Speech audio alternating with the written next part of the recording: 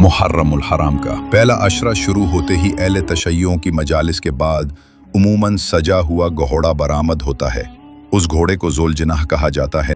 ذوالجناح کو وفا کی علامت سمجھا جاتا ہے۔ ذوالجناح امام علی مقام امام حسین علیہ السلام کے اس مشہور گھوڑے کا نام ہے جو میدان کربلا میں آپ علیہ السلام کے ساتھ تھا اور جس پر سوار ہو کر امام علی مقام امام حسین علیہ السلام میدان کربلا میں دشمنوں کا مقابلہ کرتے ہوئے شہید ہوئے تھے۔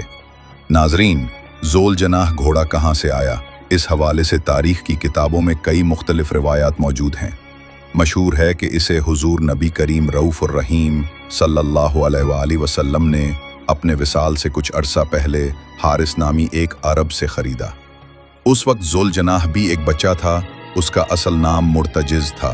اس وقت حضرت حسین علیہ السلام بھی بچے تھے اور ذوالجناح کو بہت پسند کرتے تھے، جبکہ ایک روایت کے مطابق یہ گھوڑا جس کا نام مرتجز تھا سرکار دو عالم صلی اللہ علیہ وآلہ وسلم کو جنگ میں مال غنیمت کے طور پر ملا تھا، جسے آپ صلی اللہ علیہ وآلہ وسلم نے اپنے پیارے نواسے امام حسین علیہ السلام کو تحفے میں دیا تھا، اور آپ نے ہی اس کا نام ذوالجناح یعنی دو پروں والا رکھا تھا۔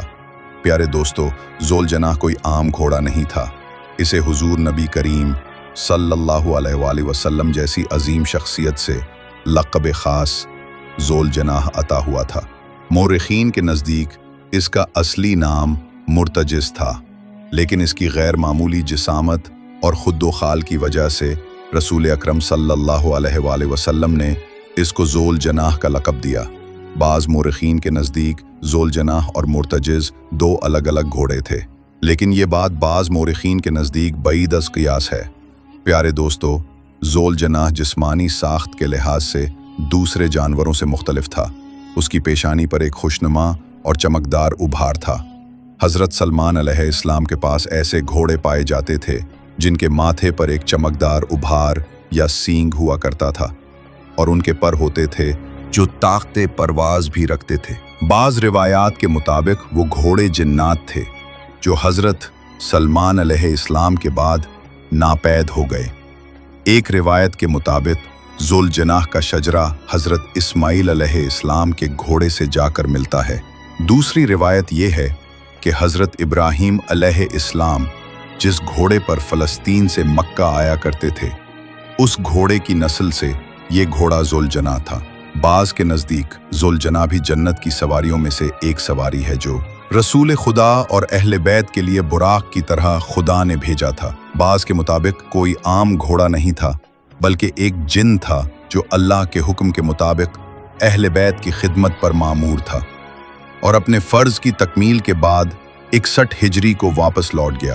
بعض کے نزدیک ذوالجناح ایک فرشتہ تھا جسے یوم عاشور کے واقعات کا گواہ بننا تھا، جیسا کہ حجر اسود بھی ایک فرشتہ ہے جو عہد الست کا گواہ ہے، اور اللہ نے پتھر کی صورت میں اس فرشتے کو دنیا میں بھیجا تاکہ اس بات کی گواہی دے سکے کہ کون لوگ عہد الست پر قائم رہے۔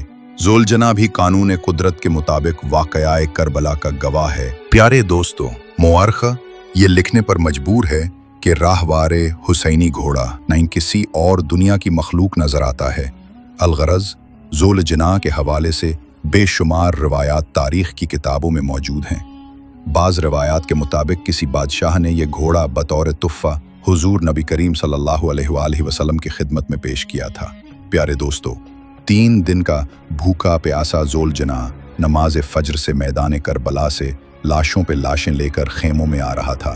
امام حسین علیہ السلام کو اپنی اس وفادار سواری کی وفا پر ناز تھا۔ ان کو احساس تھا کہ یہ عظیم وفادار اب تھک چکا ہے۔ رخصت آخر کے لیے جب امام خیمے میں آئے اور سب کو سلام آخر کر کے جب میدان مقتل کے لیے ذوالجناح کو ایڑ لگائی تو گھوڑا آگے نہیں بڑھا۔ امام حسین علیہ السلام نے ذوالجناح سے کہا، یہ تمہاری آخری زحمت ہے، اس کے بعد میں تمہیں پریشان نہیں کروں گا۔ پھر کیا تھا؟ ذوالجناح نے امام کو اشارہ کیا۔ کیا دیکھتے ہیں کہ گھوڑے کے سمو سے معصوم بی بی سکینہ لپٹی ہوئی ہیں اور اس سے التجا کر رہی ہیں کہ تم میرے بابا کو میدان میں نہ لے کر جاؤ۔ ابھی تک جو بھی میدان میں گیا واپس نہیں لوٹا۔ امام حسین علیہ السلام نے بی بی سکینہ کو بہلا کر میدان کی طرف سفر شروع کیا۔ امام نے بہادری سے جنگ کی، गोया मौला अली अलैहिस्सलाम मैदान करबला में जंग कर रहे हूँ, बिल आखिर निदाए कुदरत हुई और इमाम हुसैन अलैहिस्सलाम शहीद हो गए। इमाम हुसैन अलैहिस्सलाम की शहादत के बाद आप अलैहिस्सलाम का ये घोड़ा ज़ोल जना बुलंद आवाज़ में हिननाते हुए खैमागाह की तरफ आया। ज़ोल जनाह की आवाज़ सुनकर अहले हरम खैमों से बाहर आ गए और समझ गए कि इमाम शहीद हो गए हैं। ज़ोल जनाह ने करबला के मैदान में वफादारी की आली मिसाल कायम करते हुए इमाम हुसैन अलैहिस्सलाम के साथ ही शहादत का रुतबा हासिल किया था। प्यारे दोस्तों, ज़ोल जनाह की मौत के बारे में कुछ मुरिखीन लिखते हैं कि इमाम हुसैन अलैहिस्सलाम की शहादत के बाद ज़ोल जनाह ने खैमों के सामने आकर इस कदर ज़ोर से अपना सर ज़मीन पर दे मारा कि जान दे दी। और कुछ मुरिखीन के मुताबिक ज़ोल जनाह ने गम हुसैन में दरियाए फुरात में छलांग लगाकर अपनी ज़िंदगी ख़त्म कर दी थी। प्यारे दोस्तों, मैदान करबला में हज़रत हुसैन अलैहिस्सलाम की शहादत के बाद ज़ोल जनाह ने दुश्मन के 30 अफराद को वास्ले जहन्नम किया और कई ज़ोल जनाह के कदमों से बुरी तरह कुचले गए।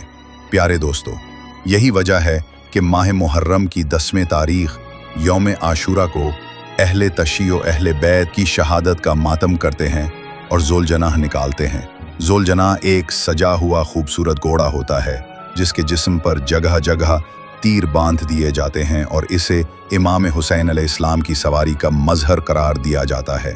प्यारे दोस्तों, इस हवाले से अहले सुन्नत का अकीदा मुख्तलिफ है। अहले सुन्नत ज़ोल जनाह की शबी निकालना और ताज़िया बनाना और मातम करना दुरुस्त नहीं समझते। रिवायत है कि हज़रत सलमान अलैहिस्सलाम की सवारी का एक घोड़ा भी ज़ोल जनाह के नाम से मौसूम था।